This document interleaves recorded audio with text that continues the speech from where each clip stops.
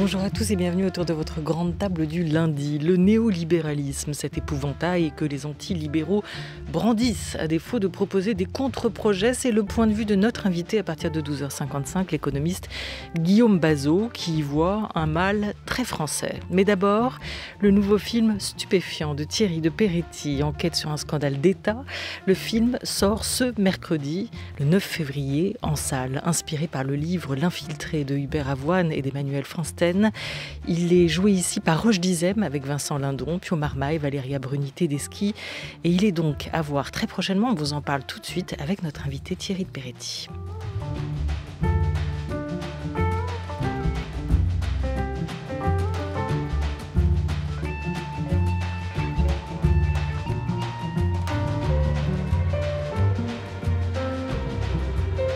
France Culture, la grande table, Olivia Gesbert. C'est quoi en fait votre statut de l'administration ? Infiltré. J'ai été témoin d'un trafic organisé au plus haut niveau. Vous l'avez rencontré comment vous, Jacques Billard ? Jacques Billard, patron des stupes. On laisse passer les trafiquants aux frontières. Et on suit la drogue. C'est quelqu'un que je considère comme mon frangin. Il a fait de l'office, l'État français, le plus grand trafiquant du pays. Moi, j'ai été témoin de ça.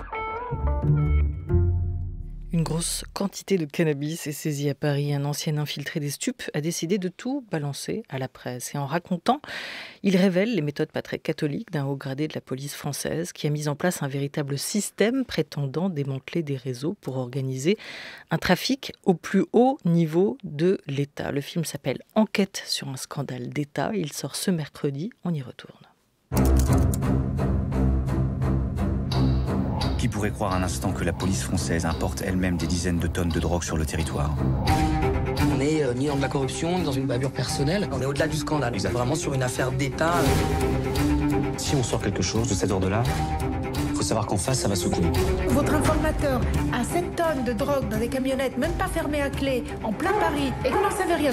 Quelque chose marche enfin pour lutter contre le trafic. Vous êtes de quel côté? Je suis ni d'un côté ni de l'autre. C'est-à-dire que je suis ni un flic, ni un voyou, et encore moins un trafiquant. Tous les SMS que j'avais avec lui viennent de s'effacer sous mes yeux, là. À l'instant. Comment un tel trafic de stupéfiants a-t-il pu se monter au nez et à la barbe des hiérarchies ? Par complicité, complaisance ou incompétence ? Tu vois pas que t'as tout le monde contre toi?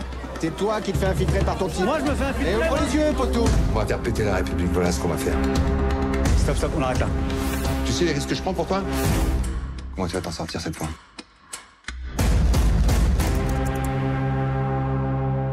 Nous y sommes. Thierry de Peretti, bonjour. Bonjour. Bonjour. Un dispositif très singulier pour ce film. C'est pas un film sur l'affaire. Vous filmez ici l'enquête, le travail d'une rédaction. Et cette affaire, elle est encore en cours quand vous acceptez le projet. Qu'est-ce qui vous a séduit ? Mille et une choses, mais c'est vrai que ça fait partie des choses. Je me suis dit, comment on fait pour produire, fabriquer du cinéma sur quelque chose de très réel, de très d'actualité, de très politique, de très criminel, tout en sachant qu'on n'a pas le recul encore nécessaire pour tout bien relater, mettre en perspective. C'est ça qui m'intéresse, c'est que ce soit brûlant comme ça, et l'aller-retour entre la réalité, l'actualité et le film qu'on allait fabriquer, et d'essayer de fabriquer un film le plus libre et le plus vivant possible à partir d'une affaire qui est quand même très potentiellement tragique, sérieuse, technique. Ouais, et assez casse-gueule pour un réalisateur, un cinéaste, parce que on se demande, en voyant le film, comment ne pas être déstabilisé, comment vous n'avez pas été déstabilisé, vous, devant les multiples ramifications de cette affaire, et comment en rendre compte sans trop simplifier, et en même temps sans noyer le spectateur, ou sans vous noyer vous-même. Oui, exactement. Ou alors c'est agréable de temps en temps d'être noyé. C'est important de remonter à la surface pour respirer et puis pouvoir refaire le récit de ce qu'on a vu. C'est l'exploration, moi, qui me passionne. C'était la promesse aussi, la rencontre avec Emmanuel Fransten et Hubert Avoine. Donc Emmanuel Fransten, qui est le personnage qui inspire celui que joue Pio Marmaille, le journaliste, Hubert Avoine, qui joue Roche Dizem. C'était l'exploration. Enfin, la promesse d'une exploration de monde que je connaissais pas peu ou mal, celui du journalisme d'investigation, celui du monde d'un journaliste d'un grand quotidien aujourd'hui, Libération en l'occurrence, le monde du trafic de drogue, de la lutte contre le trafic de drogue, du dévoiement de la lutte contre le trafic de drogue, et de pouvoir aller en Espagne, sur la Costa del Sol, comme on le voit dans le film, là, qui est un des épicentres du trafic aujourd'hui. C'est toutes ces voyages-là que le récit proposait au tout départ, moi, qui m'a vraiment excité et qu'on essaie de restituer à l'image. C'est une affaire vraie ? Oui, le point de départ est une affaire vraie. Après, c'est vraiment un film c'est un pur film de cinéma. C'est-à-dire qu'il y a une équivalence de cinéma qui est proposée à quelque chose de très, effectivement, très réel, de très documenté, à savoir l'état du trafic et l'état de la lutte contre le trafic de drogue aujourd'hui. Alors qu'est-ce que vous avez fait, vous, le cinéaste, le réalisateur, avec ce matériau, avec cette affaire qui a existé? Il y avait eu un livre, où le livre était en cours. Ouais. Qu'est-ce que vous faites avec ces témoignages, toutes ces déclarations de l'Indic, les réactions, les premiers papiers qui étaient parus dans la presse?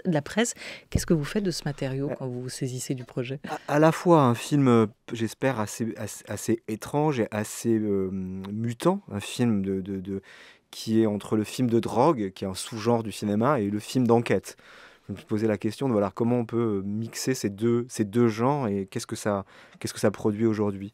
Et aussi, moi, je ramène parce que j'ai passé beaucoup de temps avec Emmanuel et Hubert, et je ramène le voyage avec eux, la rencontre avec eux, et la navigation à vue que moi j'ai pu constater. C'est-à-dire que quand je les ai rencontrés, ils étaient encore en train de travailler, d'enquêter, des choses leur arrivaient, enfin des nouveautés sur l'affaire leur arrivaient, qu'ils injectaient dans leur travail. Il y avait un deuxième livre qui était en préparation. La fusion, l'obsession dans laquelle tous les deux étaient, les rencontres qui faisaient, auxquelles moi j'ai pu assister aussi comme un stagiaire, des trafiquants, des magistrats, des policiers. Moi, j'essaie de restituer tout ce moment-là, toutes ces rencontres entre ces deux personnes, parce qu'il y a aussi une rencontre très affective d'amitié entre les deux, et l'enquête qui s'invente, l'enquête et la construction médiatique autour de ce sujet qui s'invente en cours. J'essaie de le restituer et d'en faire une expérience de cinéma un peu singulière. Alors justement, vous devenez assez vite, vous, le troisième homme dans ce duo. Qu'est-ce qui vous a surpris dans la relation entre le journaliste et sa source? Est-ce qu'ils se protègent mutuellement? C'était quoi exactement la nature de leur relation? C'est vrai qu'il y a une nature. C'est deux personnages qui auraient deux personnes au départ. C'est pas des personnages de fiction, c'est des personnes qui existent, qui auraient peut-être pas dû se rencontrer, puisqu'ils sont pas du tout du même. Ils évoluent pas dans les mêmes sphères sociales, politiques, culturelles. Et le moment de l'affaire fait qu'ils se rencontrent et qu'ils vont un temps travailler ensemble. Leur projet est différent. Le projet journalistique du personnage de Stéphane Wilner n'est pas du tout le même projet que celui d'Hubert, qui est à la fois comme un lanceur d'alerte, à la fois quelqu'un qui va prendre sa revanche sociale, mais revanche aussi de quelqu'un qui s'est senti, je pense, utilisé, instrumentalisé, et en même temps qui a été un des artisans de la lutte contre le trafic aussi. Son projet devient aussi d'avoir comment dire, certainement de se protéger, parce qu'il lance l'alerte, il s'attaque à l'État, à la hiérarchie policière, ce qui n'est pas rien. Il y a un projet quand même un peu David contre Goliath, et le fait de rencontrer ce journaliste de Libération qui va relater son expérience certainement le protège un temps, mais aussi il a l'envie de devenir lui-même un personnage médiatique peut-être. Sortir de l'ombre aussi. De sortir de l'ombre et petit à petit de réajuster son histoire, son récit, parce que c'est aussi un film sur le récit qu'on fait de ce genre de choses, et c'est quelqu'un qui s'invente au fur et à mesure qu'on lui donne la parole et qu'on lui tend le micro ou qu'on le met devant les caméras. Donc au début, c'est une sorte d'échange de bons procédés entre les deux. Ouais. Peut-être une forme de revanche plus que de vengeance, en tout cas réparer une blessure ou le sentiment d'une trahison pour lui, pour l'indique, pour Hubert. Et pour le journaliste, c'est la bonne affaire, c'est quand même le bon sujet, c'est aussi le bon article, la révélation qu'on va pouvoir Pour le journaliste, oui, je pense qu'il y a quelque chose qui l'interroge profondément sur ces affaires de trafic, de stupes. La deuxième partie de l'émission, vous le faites sur l'ultralibéralisme. On voit bien que le produit phare de l'ultralibéralisme, il est certainement la drogue. Donc il y a quelque chose qui est dans cette matière-là, à la fois politique et puis très mystérieuse, qui attire ce journaliste-là. Je pense que le personnage d'Hubert l'attire profondément. Je pense qu'il y a à la fois une sympathie immédiate, une affection, et aussi une envie d'aller se confronter ou se brûler un petit peu et d'aller du côté de la personne qui a lui vu des choses et qui va les raconter. Et du coup, vous êtes, vous, dans tout ça, le troisième homme, face à cette relation qui évolue ensuite vers une forme de fraternité, solidarité, complicité, amitié entre ces deux hommes qui vont se suivre jusqu'au bout, le bout étant aussi la mort, il y a 4 ans, de Hubert Avoine, qui est donc, dans la vraie vie, l'indique. Hubert, le personnage qu'on retrouve, interprété par Roche Dizem dans le film, ils vont se suivre jusque-là. Et vous arrivez dans cette relation-là. Ce sont des histoires, ces histoires de trafic de drogue, ces affaires d'État qui vous happent, on l'imagine. Cette affaire, elle a dévoré le journaliste Emmanuel Fansten pendant des mois. Vous avez mis le doigt dans cet engrenage. Vous diriez que c'est un engrenage de quoi ? Un engrenage de la vérité ? Qu'est-ce qui vous a mangé dans cette histoire ? Oui, c'est la question. Enfin, moi, ce qui m'a troublé, c'est que ça, vraiment, au fur et à mesure que je m'intéressais, que j'enquêtais, que je me documentais aussi, que je me mettais presque dans une position aussi de stagiaire journaliste, c'était que ça remettait à jour mes représentations sur ce sujet-là, le trafic, la lutte contre le trafic, et de fait de toutes les représentations que j'avais sur tous les sujets à peu près aujourd'hui. Et ce qui m'intéressait, ce qui m'a troublé, c'est le récit. Le récit que font les personnes, que ce soit ce grand policier, commissaire divisionnaire qui est mis sur la sellette, que ce soit le personnage d'Hubert, et voilà, je me disais, tiens, c'est étrange, je vois à quel point tout le monde a ses raisons et tout le monde a quelque chose à vendre, possiblement.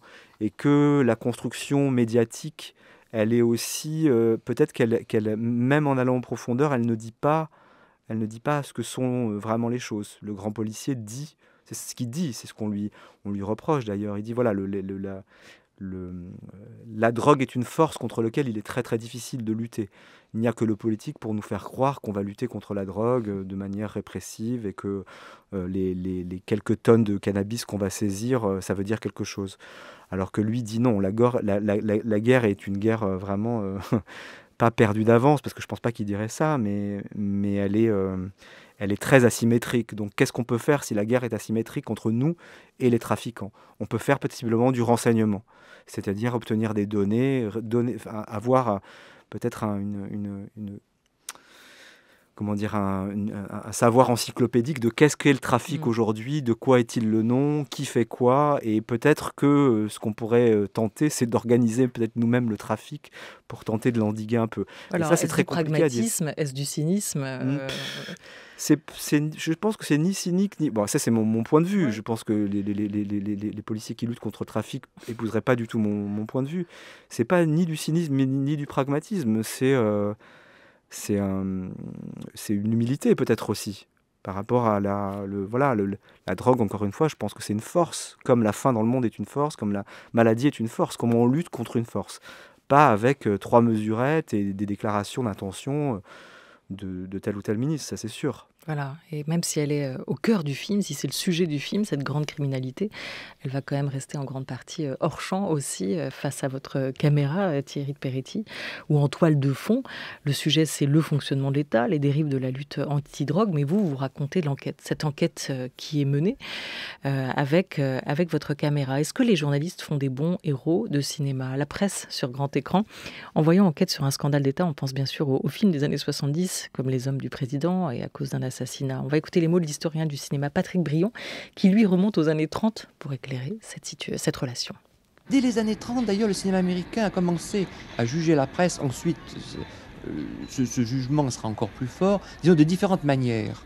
La presse peut à la fois être bonne, c'est donc le contre-pouvoir par excellence, c'est le moyen de dénoncer les vices de la société, d'attaquer la corruption, d'attaquer, disons, les êtres mégalomanes et dangereux, et en même temps, c'est la contrepartie, il y a le danger de manipulation et d'une presse fragile, et d'autant plus fragile qu'elle est très puissante, et que sa puissance peut subitement en fait être très nocive. C'est déjà latent dans Front Page de Milestone, mais c'est tout aussi évident dans, par exemple, Extravagant Mr. Deeds de Capra, où on voit la journaliste que joue Jean Arthur se moquer et finir par traîner dans la boue ce malheureux Gary Cooper qui joue Mr. Deeds, alors qu'au contraire, lui est un homme bien. Elle comprend, mais elle comprend après lui avoir fait beaucoup de mal.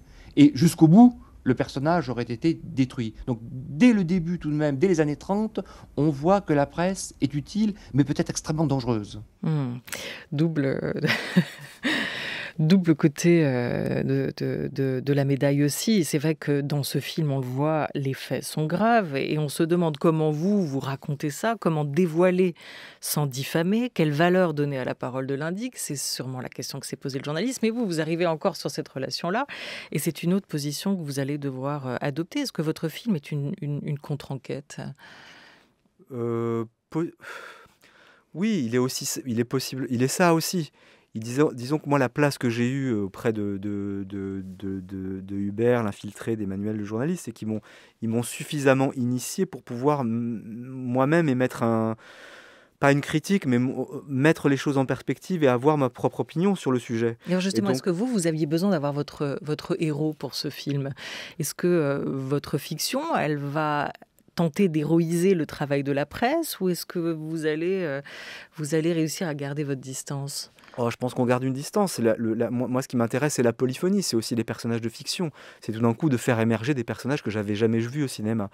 Évidemment qu'on l'entend. J'ai vu beaucoup de fictions qui mettent en scène le journalisme, le travail de journaliste, mais je l'avais pas. Il me semble que je l'avais pas vu dans cette version actualisée, en tout cas dans cette relation assez stupéfiante et inédite entre un journaliste et sa source. Et surtout, j'aime bien ce qui varie dans le projet de l'un, ce que je disais, de l'un et de l'autre. À la fois de voir les ambiguïtés et les écueils et la difficulté du travail, du journaliste. Et on voit bien ce que c'est un métier qui peut être quelquefois aujourd'hui critiqué, vilipendé, et le film montre à quel point c'est extrêmement compliqué de faire émerger la vérité. Je sais même pas si c'est si important que ça, la vérité. Ce qui est important, c'est les récits. Ce qui est important, c'est que pouvoir produire un récit et que celui qui l'écoute puisse établir une relation et remettre lui-même ses idées en cause, ses propres idées en cause, ses propres idées en perspective. C'est ça qui compte, plutôt que de dire voilà ce qui se passe, voilà pourquoi c'est anormal, voilà ce qui est mal, voilà ce qui est bien.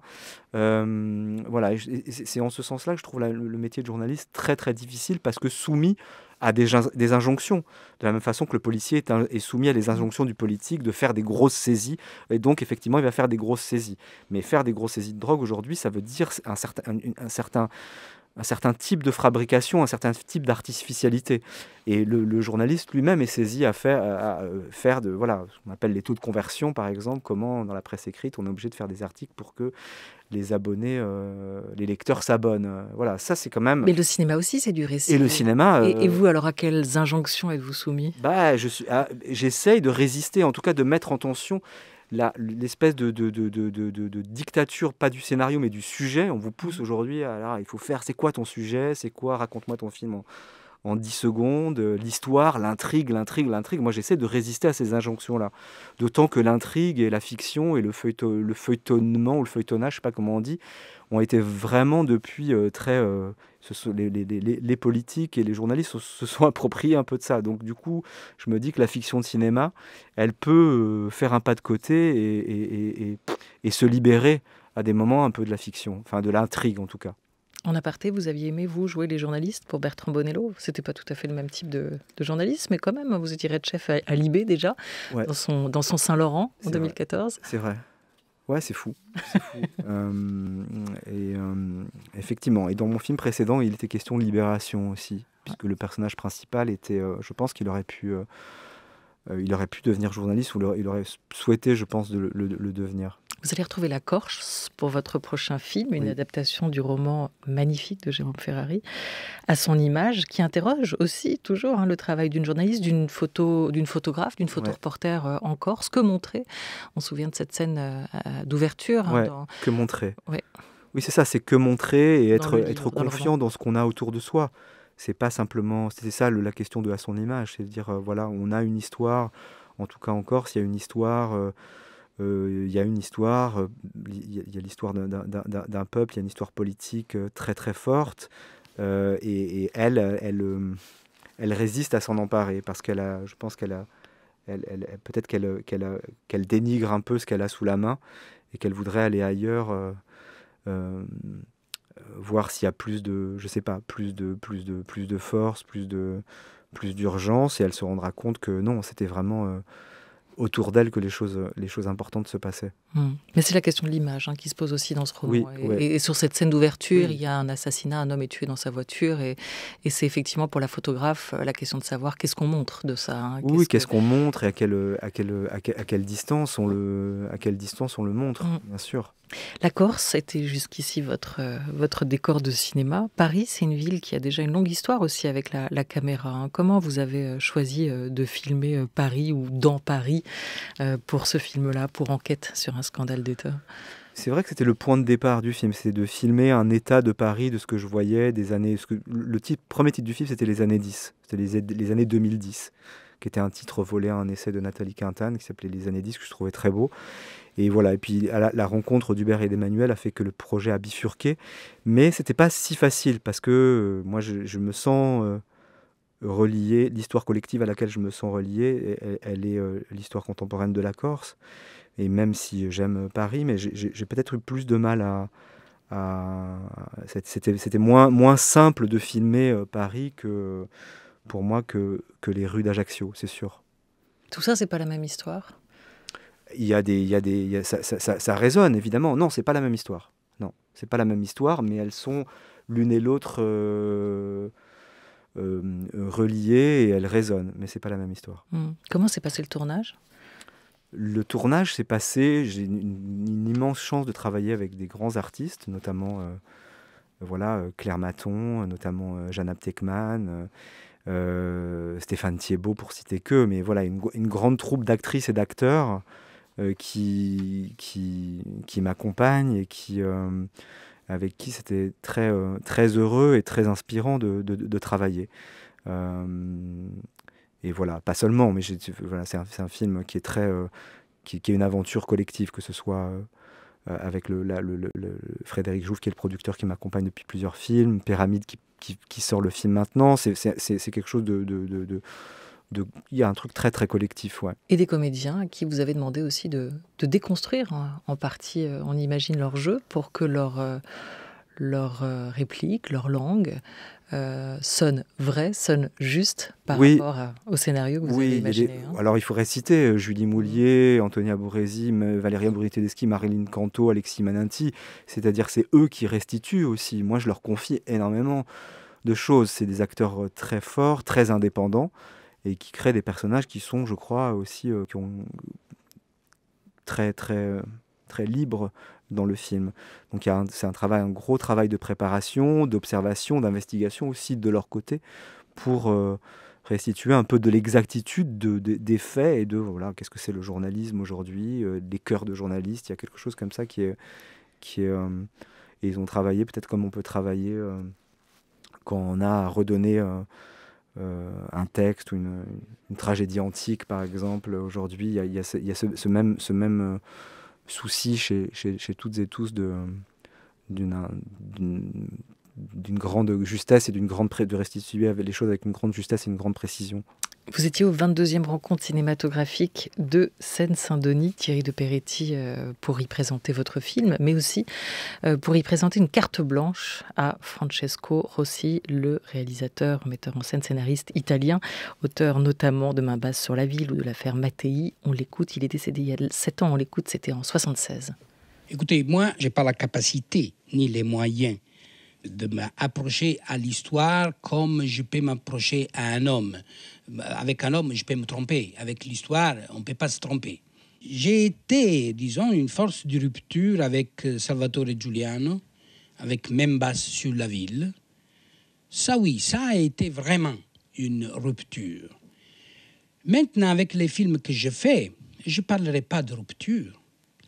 Je parlerai de continuer dans la recherche que je fais, d'établir des rapports vrais, possiblement, avec une réalité qui est tellement compliquée et tellement difficile à percer, et dont les solutions sont compliquées et difficiles. Mais à présent, après Salvatore Giuliano et après Membas sur la ville, il y en a de metteurs en scène italiens qui font la même recherche que je mène moi. Alors, on se dit quand même en l'écoutant qu'il doit faire partie aussi de vos références, que c'est pas pour rien que vous êtes allé parler de lui, Thierry de Peretti, qu'il y en a peut-être d'autres comme Alain Corneau, mais dans ce côté force de rupture qu'il a pu incarner, lui l'inventeur du film Dossier. Qu'est-ce qu'il a représenté pour vous, Francesco Rossi ? C'est vrai que c'est à l'invitation des jeunes programmateurs du Festival de Saint-Denis, on peut montrer 3 films, surtout pour pouvoir les voir, c'est des films que j'ai pas vus en grand, donc c'est une grande chance. Il projette, il y a Salvatore Giuliano, Lucky Luciano et je crois Cadavrexki. Voilà, et c'est des films qu'on a vus, qu'on a revus avec Claire Maton, qui est la directrice de la photographie du film, plus que les films d'investigation directement journalistiques auxquels on peut penser, comme Les Hommes du Président ou Révélation de Michael Mann. On a vu ces films qui ne sont pas des films de journalistes, les films de Rossi, ceux que je viens de citer, mais des films qui tentent une élucidation de la société, qui sont des films qui